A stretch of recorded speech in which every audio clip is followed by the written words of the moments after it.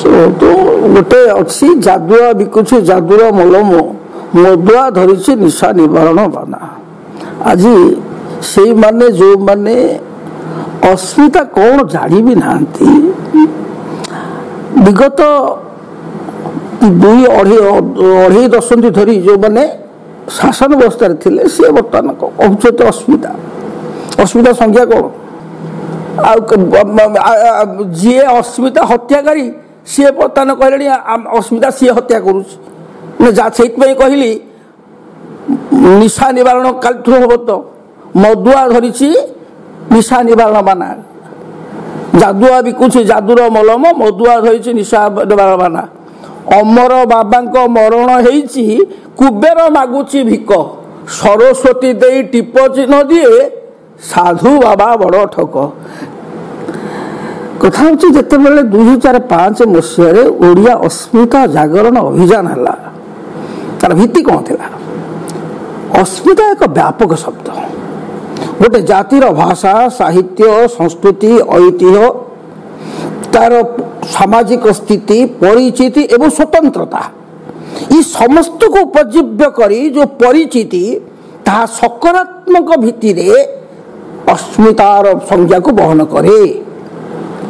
ताकू जब नकारात्मक भाव किए ग्रहण कर तार अर्थ मध्य आसो अहंकार अहंकार सकारात्मक मो भाषा को लेकिन मोर अहंकार मो जाति को नहीं मो भाषा पृथ्वीर 6751 भाषा भितर मो भाषा श्रेष्ठ भाषा एक मोर अहंकार मो भाषा सामाजिक विज्ञान सम्मत भाषा या मोर अहंकार मोर मोर दर्शन वसुधैव कुटुंबकम दर्शन मो जातिर जहाँ हूँ विश्व प्रथम आंतर्जातिक संहति बा इंटरनेशनल इंटीग्रेशन मोर से अस्मिता मोर देवता स्थल विशेष नुहे मो देवता हूँ जगतर नाथ जगन्नाथ सी हिंदू नाथ नुहति सनातन नाथ नुहति पुरी नाथ नुहति ओडिया नाथ नुहति सी हूँ जगतर नाथ जगन्नाथ ये मोर अस्मिता मोर मो समुद्र महासमुद्र महोदधि मोर दांड बड़ दांड मोर श्मशान स्वर्गद्वार मोर नदी महानदी तेणु जो अस्मिता बोध जो विश्व प्रथम नौ वाणिज्य संस्कृत जाति हूँ मो जाति आल्बर्ट आइनस्टाइन भाषा रे विश्व आज जहाँ जो प्रगति करी विज्ञान क्षेत्र में तार मूल रही मो जाति प्रथम दे समग्र विश्व को गणितर ज्ञान रे विशेषकर शून्य ज्ञान सेटा जगन्नाथ आखि को आधार करी शून्य शून्य महाशून्य मध्य निरंजन निरंजन मध्य ज्योति ज्योति मध्य आकार आकार मध्य साकार साकार मध्य परम ब्रह्म पुनः शून्य गणित जन छात्र मु गणित शून्य आरंभ शून्य ही शेष ये जो तत्व किए मो ओडिया जाति मो जातिर कोणार्क देछि मोर जो शिल्प नैपुण्यता मो जातिर कारुकार्य मो जातिर रेशम शिल्प मो जातिर कंसाबासन शिल्प ये आज भी पृथ्वीर अनेक बंदर पारागुआ बंदर ठू आरंभ कर अनेक बंदर आज भी यूक्रेन युद्ध करू यूक्रेन रूसिया युद्ध होती मो जाति ओडिशा अच्छी मोर जातिर लोक मैंने हजार हजार वर्ष धरी विभिन्न जगार उपन्यासवाद कर मोर सीमा दिने थिला गंगा ठारू गोदावरी मोर राजा कपिलेन्द्र देव 1445 दाक्षिणात्य विजय करी 36 जन राजा को परास्त कर 36टी सुना मुकुट आनी 16टी हाथी सुना रूपा अलंकार आनी जहाँ रत्न भंडार आम समुद्र होता ये मोर अस्मिता मोर मो जातिर कोणार्क मंदिर स्थापयिता जे त्याग करी समाज सामूहिक स्वार्थ निज जीवन उज्जवल जो मोर नेता सर्वकालीन नेता विश्वमणि पंडित गोपबंधु कहले इठी ओडिशार नेता किए जगन्नाथ उत्कल नेतार नाही प्रयोजन उत्कलर नेता स्वयं नारायण से कहते जगत सरसे भारत कमल ता मध्य केशर पुण्य नीलाचल जगत कथा से कहते विश्व हित हिंदू प्रति रक्त बिंदु विश्वर हित कथाटा समग्र मानव जातिर हित कथाटा केवल गोटे जाति कही से ओडिया जाति एवं सबु क्षेत्र में समग्र विश्व ओडिया माने होउछंती अनेक क्षेत्र में विश्वगुरु यहाँ ही मोर अस्मिता मो माटी तले अच्छी प्रचुर खनिज संपद ତାହା ମୋର ଅସ୍ମିତା। ଏଇ ଅସ୍ମିତା ବୋଧଟା ଇ ବଜାରର ପଣ୍ୟ ନୁହଁ ଯେ ତାକୁ କିଏ ନେଇକରି ବ୍ୟବହାର କରିବ, କିଏ ତାକୁ କେଉଁ ଅର୍ଥରେ ନେବ। ଯଦି ଦୃଷ୍ଟିଶକ୍ତିହୀନ, ଦୃଷ୍ଟିଶକ୍ତି ବାଧକ, ସିଏ ଯଦି ତାଙ୍କୁ କୁହାଯିବ ତମେ ହାତୀର ରୂପ ବର୍ଣ୍ଣନା କର, ସେ ପେଟକୁ ଧରିଲେ ରୋଦର ଭଳିଆ କହିବେ, ଲାଙ୍ଗୁଡ଼କୁ ଧରିଲେ ଦୌଡ଼ି ଭଳିଆ କହିବେ, କାନକୁ ଧରିଲେ କୁଲା ଭଳିଆ କହିବେ। ତେଣୁ ଇଏ ଭିନ୍ନ ଭିନ୍ନ ବ୍ୟକ୍ତିଙ୍କର ଭିନ୍ନ ମତ।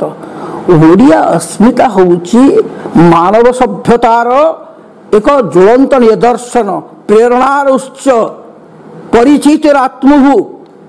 ତେଣୁ ୟାକୁ ନେଇକରି କିଏ ଆଧାର କରିବ କ୍ଷମତା ରାଜନୀତିରେ ବିରୋଧାଭାସ ପାଇଁ, ସମର୍ଥନ ପାଇଁ, ଆତ୍ମବଡ଼ିମା, ଆତ୍ମଶ୍ଳାଘା, ତାହାର ପରିପ୍ରକାଶ ପାଇଁ ଏ ଶବ୍ଦ ବ୍ୟବହାର କରାଯିବା ବିଶେଷ କରି ଏକ ଉଦ୍ଦେଶ୍ୟମୂଳକ, ଯାହା ମଧ୍ୟ ନିନ୍ଦନୀୟ। ଆଜି ଓଡ଼ିଆ ଅସ୍ମିତା କେତେ ଶକ୍ତିଶାଳୀ। ଗୋଟିଏ 24 ବର୍ଷର ପାତାଳ ଭେଦୀ ଭୋଟ ପୋଖରୀର ଯେଉଁଟାକୁ ହେଉଛି ବିତଳ, ଯେଉଁଠି ବଡ଼ ବଡ଼ କୁରୁମି ମାଛ ରହନ୍ତି, କହନ୍ତି ବିତଳ, ବିତଳ ଭେଦୀ ଶାସନକୁ ଫିଙ୍ଗିଦେଲା। ସେ ହେଉଛି ଓଡ଼ିଆ ଅସ୍ମିତା। ଓଡ଼ିଆ ଅସ୍ମିତା କେତେ ଶକ୍ତିଶାଳୀ।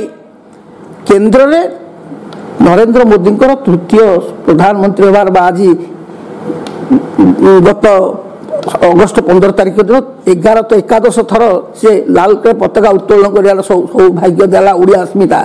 ଓଡ଼ିଶା ଯଦି 20ଟି ସାଂସଦ ନ ପଠାଇଥାନ୍ତା ଆଜି କେନ୍ଦ୍ରର ସରକାର ସ୍ଥିତି କ'ଣ ଥାନ୍ତା। ତେଣୁ ଓଡ଼ିଆ ଅସ୍ମିତା ଏକ ଶକ୍ତିଶାଳୀ ଅଭିଯାନ ଆରମ୍ଭ ହୋଇଥିଲା। କେଉଁଠୁ ଆରମ୍ଭ ହେଇନି, ମେଦିନୀପୁରଠୁ ଆରମ୍ଭ ହେଇଛି, କୋଟିଆରେ ସରିଛି। ଚାରିଆଡ଼େ ଓଡ଼ିଆ ଭାଷା ପାଇଁ, ସାହିତ୍ୟ ପାଇଁ, ସଂସ୍କୃତି ପାଇଁ, ପୂଜ୍ୟ ପୂଜା ଯେଉଁଟା ହେଉଛି ଓଡ଼ିଆ ଜାତିର ପାତାଳ ଭେଦୀ ସଂସ୍କୃତି। ଏପରିକି ଯେତେବେଳେ ଆମର ଐତିହ୍ୟ ଛକ, ଯାହା ହେଉଛି ଓଡ଼ିଆ ଜାତିର ସ୍ୱାଭିମାନ ପ୍ରତୀକ, ଓଡ଼ିଆ ଶାସନର ପ୍ରତୀକ, ଐତିହ୍ୟ ଛକ ଯାହାକୁ ଅନେକ ମାଷ୍ଟରକ୍ୟାଣ୍ଟି ଛକ କହନ୍ତି। ପଦ୍ମବିଭୂଷଣ ରଘୁନାଥ ମହାପାତ୍ର କରୋନାରେ, କାରଣ ସିଏ ହେଉଛନ୍ତି ସାମ୍ବିଧାନିକ ବ୍ୟବସ୍ଥାରେ ପ୍ରଥମ ଓଡ଼ିଆ ରାଷ୍ଟ୍ରପତିଙ୍କ ଦ୍ୱାରା ରାଜ୍ୟସଭାକୁ ଉଚ୍ଚ ସଦନକୁ ମନୋନୀତ ହୋଇଥିବା ସଦସ୍ୟ। ସିଏ ନିଜେ କରିଥିବା ତାଙ୍କର ଯେଉଁ ମୂର୍ତ୍ତି ତାକୁ ଉଠେଇଦେବା ପାଇଁ ଘୋଷଣା ହେଲା। ସିଏ କେବଳ କରୋନାରେ ଯାଇନାହାନ୍ତି, ତାଙ୍କ ମାନେ 2 ପୁଅ ମଧ୍ୟ କରୋନାରେ ଚାଲିଗଲେ। ସେଭଳି ଏକ ଘଡ଼ିସନ୍ଧି ମୁହୂର୍ତ୍ତରେ ଓଡ଼ିଶା ଶାସନର ଯେ ପ୍ରତୀକ, ଓଡ଼ିଆ ବୀରତ୍ୱର ଯେ ପ୍ରତୀକ, ଓଡ଼ିଆ ସ୍ୱାଭିମାନର ଯେ ପ୍ରତୀକ, ଓଡ଼ିଆ ଅସ୍ମିତାର ଯେ ପ୍ରତୀକ, ତାକୁ ଉଠାଇ ଦେଉଥିଲେ। ଆମର ପୂଜ୍ୟ ପୂଜା ସଂସ୍କୃତି ସୁରକ୍ଷା ଅଭିଯାନର ରାଜ୍ୟ ସଂଯୋଜକ ନାରାୟଣ ଓଝାଙ୍କ ନେତୃତ୍ୱରେ ଗୋଟିଏ ଲଢ଼େଇ ହେଲା। ସେ ଲଢ଼େଇରେ ଆମେ ଘୋଷଣା କଲୁ ଅଧ୍ୟକ୍ଷ ଭାବରେ ଯେ ଇଏ ପ୍ରତିମୂର୍ତ୍ତି କେବଳ ଉଠିପାରିବ ଯେତେବେଳେ ଆମ ଶବ ଉପରେ। ସରକାର ବାଧ୍ୟ ହେଲେ ଏବଂ ଘୋଷଣା କଲେ ପ୍ରତିମୂର୍ତ୍ତି ସେଇଠି ରହିବ, ଅଧିକ ସୌନ୍ଦର୍ଯ୍ୟ ହେବ। ଇଏ ଅସ୍ମିତା। କୋଟିଆକୁ ଦଖଲ କରୁଥିଲେ, ଆନ୍ଧ୍ରର ଜଣେ ଉପମୁଖ୍ୟମନ୍ତ୍ରୀ ଓଡ଼ିଶା ମାଟି ଉପରେ ଠିଆ ହେଇ ଓଡ଼ିଶାର ଜଣେ ପ୍ରଶାସନିକ ଅଧିକାରୀ ଗଜପତି ଜିଲ୍ଲାର ଅତିରିକ୍ତ ଜିଲ୍ଲାପାଳଙ୍କୁ ଅତି କଦର୍ଯ୍ୟ ଭାଷାରେ ଗାଳି ଦେଲା ଏବଂ ଯେଉଁ ଭାଷାରେ କହିଲା ତା କହି ହୁଏନି। ଆମର ଏଠି ଶାସନ ବ୍ୟବସ୍ଥା ନୀରବ ରହିଲା। ଓଡ଼ିଶା ପ୍ରଶାସନିକ ସେବା ସଂଘ ହେଉ, ଓଡ଼ିଶା ଭାରତୀୟ ପ୍ରଶାସନିକ ସେବା ସଂଘ ହେଉ, କେହି ପ୍ରତିବାଦ କଲେନି। ଆମେ ଗଲୁ ଗଜପତି ଆରକ୍ଷୀ ଅଧୀକ୍ଷକ ପାଖରେ ପ୍ରଥମ ଅଭିଯୋଗ ଫର୍ଦ୍ଦ FIR ଦାଖଲ କରିକି ଗିରଫ ପରୱାନା ବାହାର କରିବା ପରେ ଦବିଲେ। ସେ କୋଟିଆକୁ ଦଖଲ କରିବାକୁ ବସୁଥିଲେ। 2017 ମସିହାରେ ପଞ୍ଚାୟତ ନିର୍ବାଚନ ହେଲା, ଆନ୍ଧ୍ର କଲା, ଓଡ଼ିଶା ବି କରିଥିଲା। ଆନ୍ଧ୍ରରେ 13% ଭୋଟ ହେଇଥିଲା, ଓଡ଼ିଶାରେ 11% ଭୋଟ ହେଇଥିଲା। ଅଭିଯାନ ଚାଲିଲା। 2022ରେ ନିର୍ବାଚନ ହେଲା, ଆମେ 77% ଓଡ଼ିଶାର ଭୋଟ ହେଲା, ଯାହା ଫଳରେ ଆନ୍ଧ୍ର ଚୁପ୍ ହେଲା। ସର୍ବୋଚ୍ଚ ନ୍ୟାୟାଳୟରେ ଅର୍ଜି ଦାଖଲ ହେଲା। ଆଜି କୋଟିଆ ସୁରକ୍ଷା, ଆଜି ମେଦିନୀପୁର ଅଞ୍ଚଳଠୁ ଆମର କରିକି ଆମେ କ'ଣ କରିଛୁ?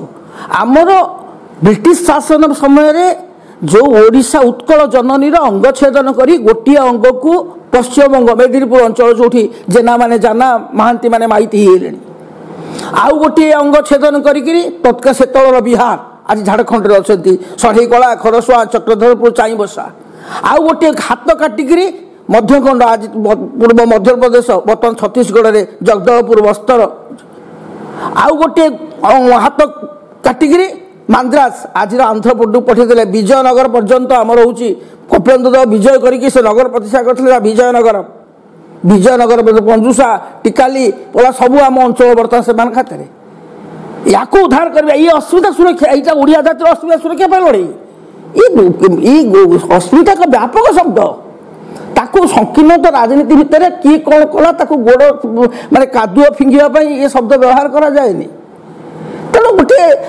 चिंता करने दरकार भाषा एवं शब्द ब्रह्म सहित खेल खेला जाएनी।